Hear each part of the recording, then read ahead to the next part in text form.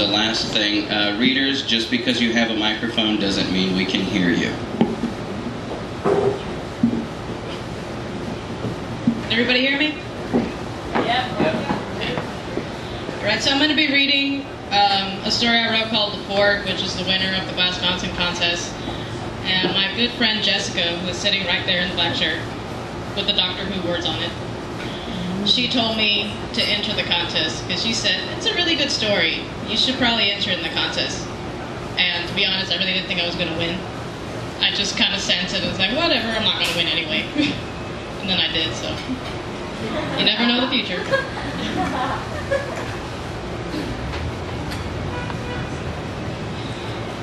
Okay, here we are. The Fork. We went to Rapid City for a concert and a weekend trip for my 22nd birthday. John David Gutierrez wanted to get sodas, so we stopped at a gas station near the venue. He said he'd wait outside for me since he needed a smoke. I went in and looked around the aisles. As I stood in the register line, I saw 3 guys holding John David down on the pavement, punching his face and kicking his body. I dropped the drinks on the floor and ran out, but by then the guys took off in their car. John David was on the ground with his pants pulled down and a carving fork lodged in his butt. He was bleeding all over, especially from a gash on his lower back. I didn't see the guys too well, but I knew they were from the res. You can't tell John David is gay just by looking at him. When the paramedics arrived, John David was unconscious, but still breathing. They strapped him into a stretcher and wheeled him inside the back of the ambulance. A cop showed up soon after to question me. So what happened? Who did this guy in? He asked. 3 guys with ponytails. What they look like? Indians, I said, and watched the ambulance take John David away. Come on, guy, you ain't helping, he said. So, they look like me, I said, and showed him my own ponytail. So 3 clones of yourself beat up your friend. Actually, yeah, I nodded. He gave up after that question. I got in my car, looked at the clock, and saw I still had enough time to get to the concert, but I took a U-turn towards the hospital. When I got there, a nurse escorted me to the waiting room. The old TV was playing an episode of Curb Your Enthusiasm, but I couldn't focus, so I stepped out into the hallway to call home. They stuck a carving fork in his butt, I said to my Inna on the phone.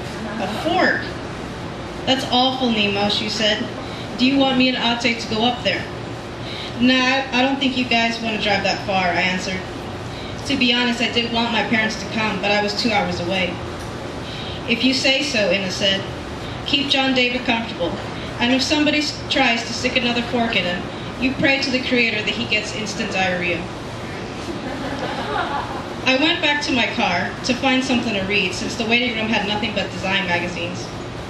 I got lucky and found a Playboy John David gave me for Christmas. I slipped one of the boring design magazines over my Playboy and tried to enjoy the issue. But the problem was I kept thinking about John David. He was a target before, but it was never violent. People threatened to beat him up, but it never happened. The worst he ever got was name-calling, and even then it was usually something dumb like fruitcake. I couldn't get his gash out of my head. He's still being monitored by the doctors, the nurse told me when I asked about John David's condition. As soon as he regains consciousness, you can go into his room. Aren't you his boyfriend? I sure am, I said, and then realized I had a Playboy disguise in my hand. The nurse was nice, so she counted me as John David's spouse, and said I was allowed to spend the night in his room. The people around me gave me dirty looks when they heard I was gay, but I didn't budge. I was just glad I didn't have to pay for a motel. John David was awake sooner than I thought he would be. His chest was plastered with bandages. There was a tray of chicken, mashed potatoes, and chocolate pudding next to him, but he hadn't touched any of it. He slouched on the bed, watching Curb Your Enthusiasm, but not looking too interested, even though it was his favorite show. John David is half Lakota, half Costa Rican. He was born in Brooklyn, but after his parents split up, his mom moved him back to Pine Ridge. We became best friends in 3rd grade. Nemo, did the cops take the fork? He asked me with pauses. Yeah, for evidence. Well, that sucks, he said. Now I can't eat the food the nurse brought for me. I laughed a little, but he didn't notice. He kept his eyes on the television. I lounged back in the chair I sat in, trying to focus on my Playboy again. You missed the concert, John David said after a while of silence. They'll come again, don't sweat it. It sucks that I can't hook up with anyone right now, since it would literally be a giant pain in the ass. Neither can I said. I told the nurse I'm your boyfriend, so she let me stay in this room with you. John David found that amusing. He laughed, but not too hard, since he said his sides were sore. He's named after my grandfather, Chief John David Red Cloud. He died when I was a baby, and nobody has replaced him. When you're known around the res, you get a nickname. My grandpa's still Chief JD. I'm Nemo because I couldn't say Geronimo when I was a kid. Ina's name is Josephine, but she's Josie to everyone. Ate is J Eagle, J-E to most people. John David is the John David, like he's a species. I gotta pee, John David said with a groan. Can you help me up? Aren't you supposed to use a pan? Please don't talk about kitchen stuff right now, Nemo. So I helped him get down from his bed, and he had thick bandages with dried bloodstains on his lower back. The bandage over his gash came loose, and I saw fag carved into his skin. I quickly put it back into place. Thanks, John David said when we reached the bathroom. I'll take over for now. Are you sure? I asked. He didn't look like he could. Yeah, I got it under control, he said. He locked himself inside the bathroom, and I heard him crying, but he probably thought I couldn't. John David wasn't much of a crier. The only time I saw him cry was when his ex-boyfriend Ignacio was sent to college in California by his parents. Nothing like a good long pee, John David said when he was done. I helped him get back into the bed, and he was knocked out right away. John David was released from the hospital on Sunday morning. We had time to sightsee, but he was ready to go home, and I was too. After breakfast, we hit the road. Every time we were in my car, John David was the one who controlled the music. This time, he didn't touch the radio. That's it, I'm putting on Madonna, I said. I hate her, he said. She's seen more sausage than Nathan's in Coney Island. She's one of the reasons why I like men. When I laughed, John David didn't respond. He set his head against the window and closed his eyes. Hey, I gotta take a leak, I said when we were halfway home. I pulled over to a gas station, which also happened to be selling Indian crafts. What kind of Indian is that? I said and pointed to a car figure of a chief.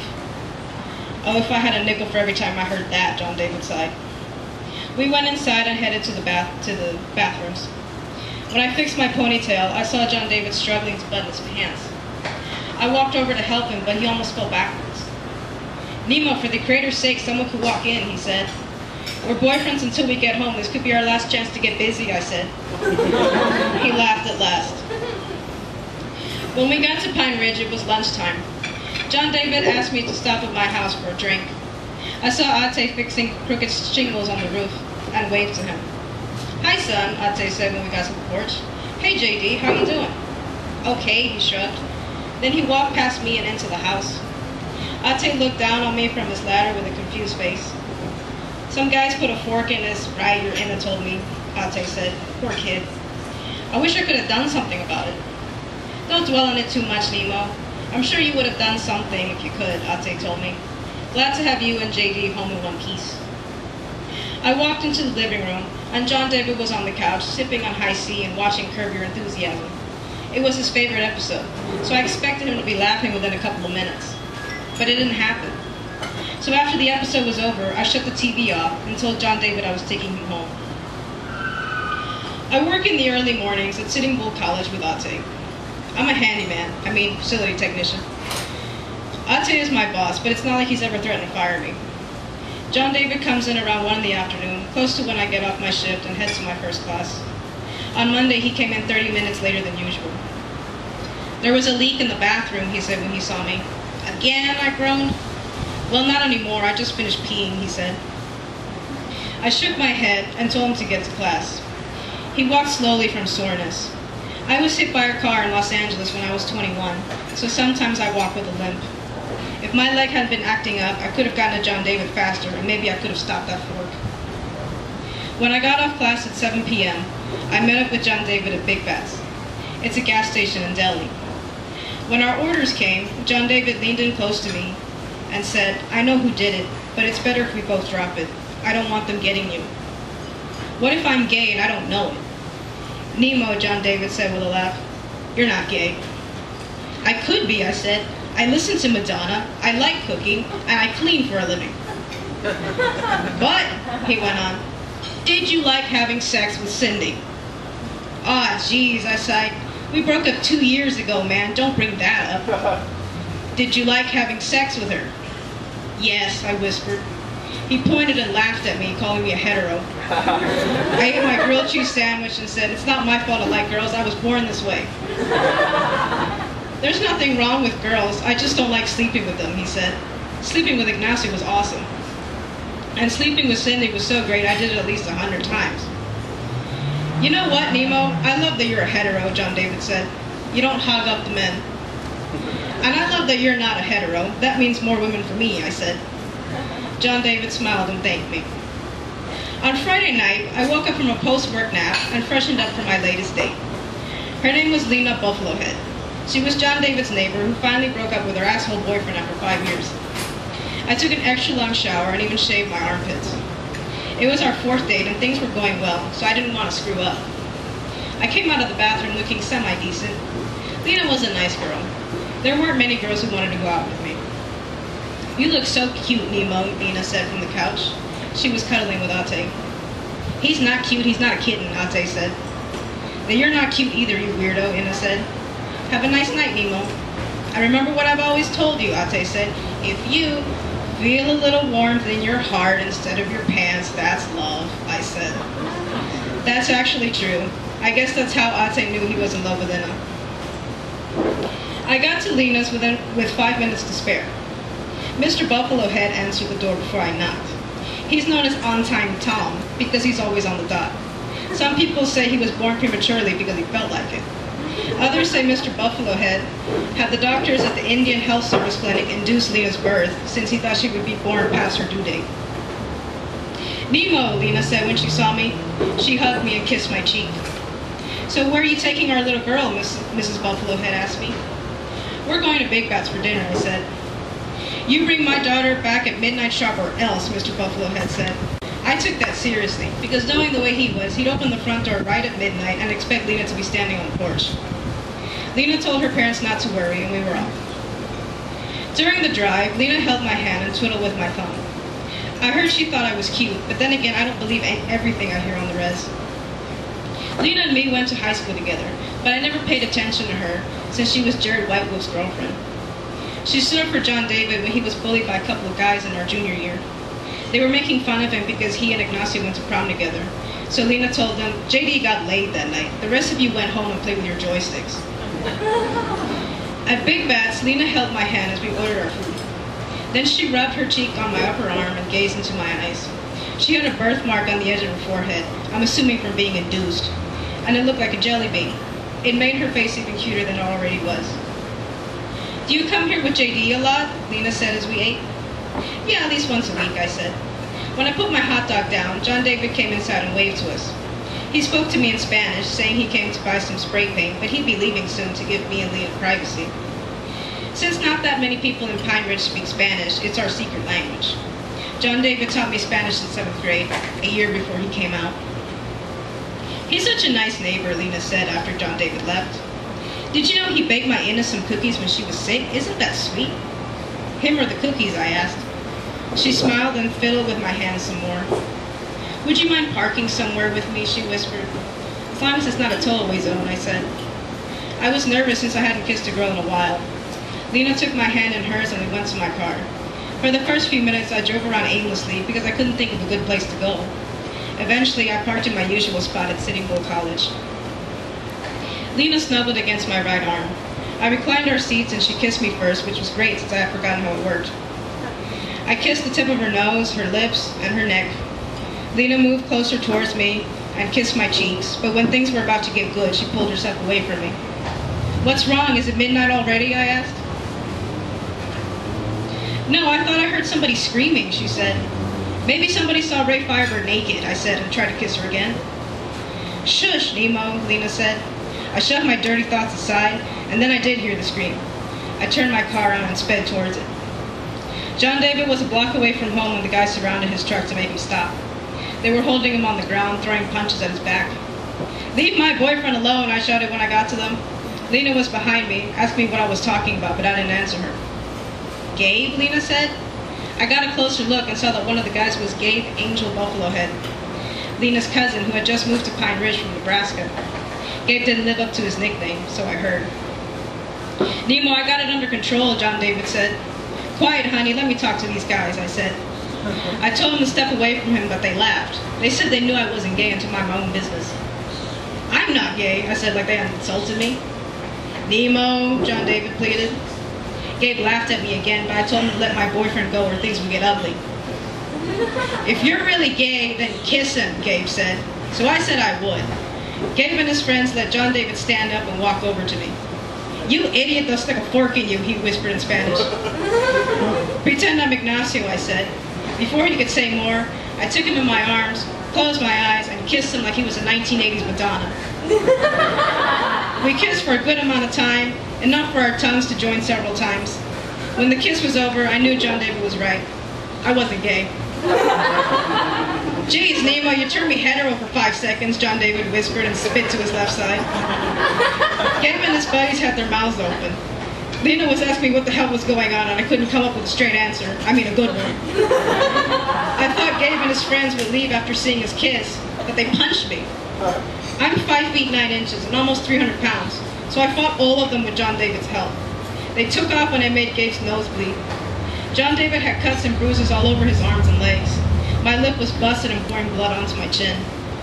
Here, John David said and gave me his handkerchief. I'll take Lena home. You've had a rough night. I'll see you later.